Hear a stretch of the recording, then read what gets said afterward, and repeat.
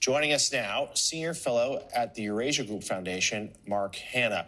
Mark, we won't ask you about the UFOs, but we will.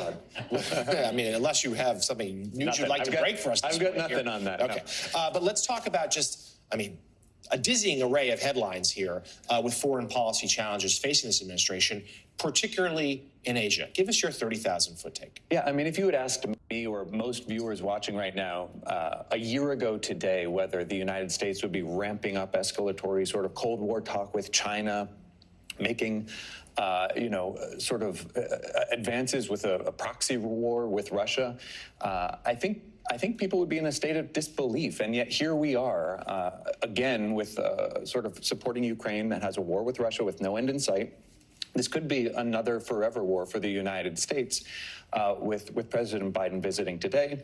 And yeah, it's kind of a weird, strange position to be in again. And the big thing that I'm sort of struck by is the sort of Cold War rhetoric for both conflicts. Like, without any kind of new vision for America's role in the world, it looks like a lot of people in Washington are reaching back into the past for analogies and understanding the geopolitical conflicts today. And unfortunately, that kind of nostalgia, it makes the costs of war a lot lower and sort of inflates the threats of what we actually are dealing with. The United States is terribly secure right now, and war becomes kind of, in the minds of official Washington, the solution to America's economic and political problems, not what it truly is, which is a key contributor.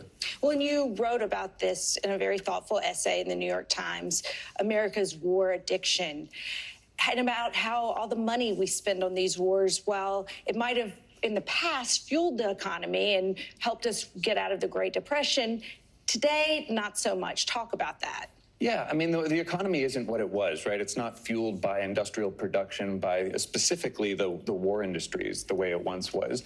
And these, it was true to some extent that World War II was this moment of tremendous civic unity. That isn't necessarily the case with the wars of the past 20 years. When you have wars funded by foreign debt or, passing along debt to our next generation rather than bonds or taxes. And they're fought by a very small core of volunteers rather than sort of, we had the draft. And so the investment in these conflicts were a lot more widespread. That kind of civic unity hasn't materialized. And we're seeing with Ukraine, we're seeing with the kind of talk on China, that the public isn't necessarily rallying around these causes. I've done some surveying for the Eurasia Group Foundation where I work, and Republicans are pretty hawkish on China, a lot more so than Democrats. Democrats are a lot more hawkish on Ukraine, more so than Republicans. So you can easily imagine this becoming a major sort of schism or, exacerbating sort of partisan polarization in this country rather than bringing people together, especially as we head into the 2024 elections. So President Biden frequently says this next century will be defined by a rivalry between the United States and China. He says it should be a competition, not conflict. But we've heard from a lot of current and former members of the Pentagon who suggest that a war with China, some sort of violence with China, might be inevitable. What is your take on that? Do you think that is the case? Or if not, what can be done to prevent it? Yeah, I don't think it has to be inevitable. I mean, the messaging around Taiwan and whether the United States will or won't come to Taiwan's defense in the case of an amphibious, Chinese invasion, which I think is a lot more implausible in the near term than people are making it out to be, is sending a lot of mixed signals, and it's unclear what the United States' interests are there. The United States, let's be clear, has really important vital interests in Asia. But China's, retaking of what was once Formosa, what is now Taiwan, does not necessarily mean that it's going to go after South Korea next or Japan, these major democracies, industrial countries, trading partners of the United States.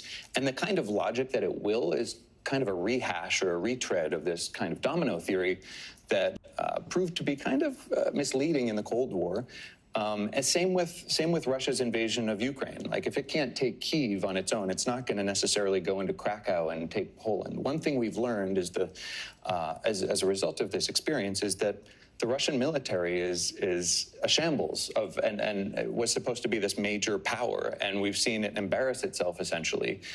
Russia has been weakened. It was already weak to begin with, but this idea that somehow Putin is this ruthless Soviet leader, again, a historical analogy that obscures more than it clarifies, has led many in Washington to think like we need to be sort of all in on this new sort of a new Cold War 2.0. We certainly know President Xi Jinping is watching the Ukraine conflict carefully. The question will be, what lessons does he learn from it? Senior fellow at the Eurasia Group Foundation, Mark Hanna, thank you so much for being with us this morning.